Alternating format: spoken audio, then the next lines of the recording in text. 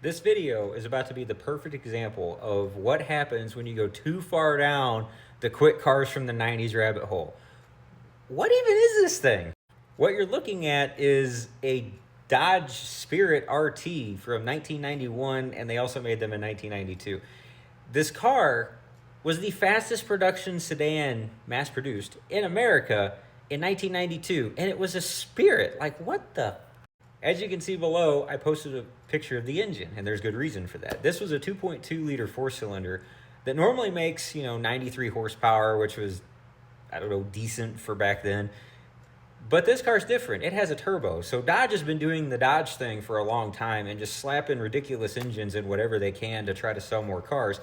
And this car made 224 horsepower in 1991 and 1992, making it the fastest production sedan, like I said, in America. This car was kind of crazy. It would go 0 to 60 in 5.8 seconds, which is quick even by today's standards.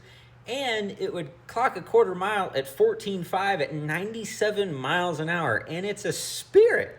Now, for those of you asking, like, what even in the hell is a Spirit? Like, when did they decide to make these? Well, I'm going to tell you for useless information of the day. This was made from 1988 to 1994, now that I know way too much about these cars, off of the K-Car platform. So it was technically an AA chassis, which was a longer version of the K-Car platform, which was under a lot of Chrysler products in the 80s and the 90s. So if you ever, like the Caravans, the Dynasties, the Barons, anything like that would have been on a K-Car chassis.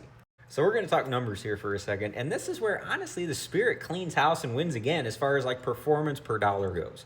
Not luxury or anything like that. We're just going to choose to ignore that and go purely on performance, which is what Dodge does really well anyways. So, for $17,000, you could get the Spirit RT out the door, probably for a little over $18,000 with dealer fees and associated costs at the time, versus the BMW, which was the next closest thing as far as speed goes, was $56,000.